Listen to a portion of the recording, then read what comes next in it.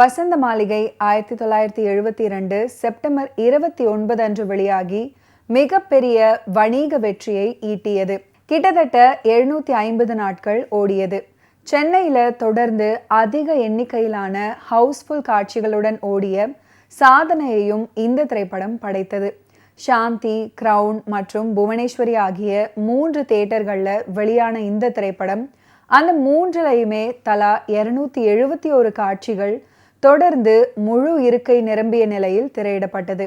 இலங்கையிலும் பெரும் வெற்றி பெற்ற இந்த திரைப்படம் அங்கு 2 ஆண்டுகள் ஓடியது. இந்த சாதனையை புரிந்த முதல் இந்திய தமிழ் திரைப்படம் இதுவே ஆகும். வசந்த மாளிகை திரைப்படத்தின் டிஜிட்டல் முறையில் புதுப்பிக்கப்பட்ட பதிப்பு 2013ஆம் ஆண்டு மார்ச் 8 அன்று வெளியிடப்பட்டது. சாய் கணேஷ் பிலிம்ஸின் பி. சீனிவாசன் அப்படின்றவரால மேற்கொள்ளப்பட்ட இந்த பணிக்காக 10 மில்லியன் செலவிடப்பட்டதுடன் இதனை நிறைவு செய்ய 5 மாதங்கள் தேவைப்பட்டன.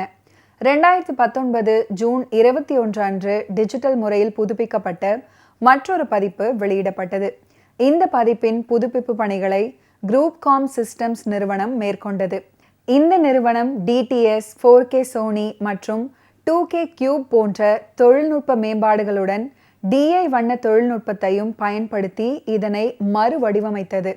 இதுவரை சென்னை ஆல்பர்ட் தியேட்டர்ல 9 முறை வசந்த மாளிகை திரைப்படத்தை விநியோகஸ்தரிடம் ஒப்பந்தம் செய்து போட்டிருக்காங்க. திரையிட்ட 9 முறைகளில் 6 முறை 4 வாரங்களை தாண்டி பார்வையாளர்களின் நல்ல வரவேற்பை பெற்று ஓடியிருக்கு. சென்னை கிரவுன், சாந்தி, புவனேஸ்வரி ஆகிய தியேட்டர்களில் வசந்த மாளிகை தொடர்ச்சியாக 271 காட்சிகள் ஹவுஸ்ஃபுல்லாக ஓடி சாதனை படைத்தது. இதில் கிரவுன், புவனேஸ்வரி தியேட்டரில் 140 தினங்களும், சாந்தியில் 176 தினங்களும் ஓடியது. மதுரை நியூ சினிமா தியேட்டரில் 200 நாட்களுக்கு மேல் ஓடி சாதனை படைத்தது. தமிழ்நாட்டில் படம் வெளியான போது இலங்கையிலும் படத்தை திரையிட்டாங்க. இலங்கை யாழ் விஜயாவில் 208 தினங்களும், இலங்கை கேபிட்டல் திரையரங்கில் 287 தினங்களும் ஓடியது. இலங்கையில் 14 தியேட்டர்களில் 50 தினங்களை கடந்த முதல் திரைப்படம் இது. 2 திரையரங்குகளில் 200 தினங்கள் ஓடிய முதல் திரைப்படம் அப்படின்னு பல்வேறு சாதனைகளை வசந்த மாளிகை படைத்தது. 2013 வசந்த மாளிகையை டிஜிட்டல்ல மேம்படுத்தி வெளியிட்டாங்க. அதுக்கப்புறம் 2019 மீண்டும் ஒரு முறை டிஜிட்டல்ல மேம்படுத்தி வெளியிட்டாங்க.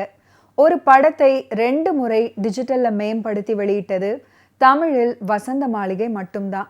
இந்த 2 திரையிடல்களிலும் படம் பெரும் லாபத்தை சம்பாதித்து கொடுத்தது. சிவாஜி ரசிகர்களில் ஒருவரான முரளி ஸ்ரீனிவாசன் இந்த திரைப்படம் பற்றிய சில விஷயங்களை சொல்லியிருக்காரு.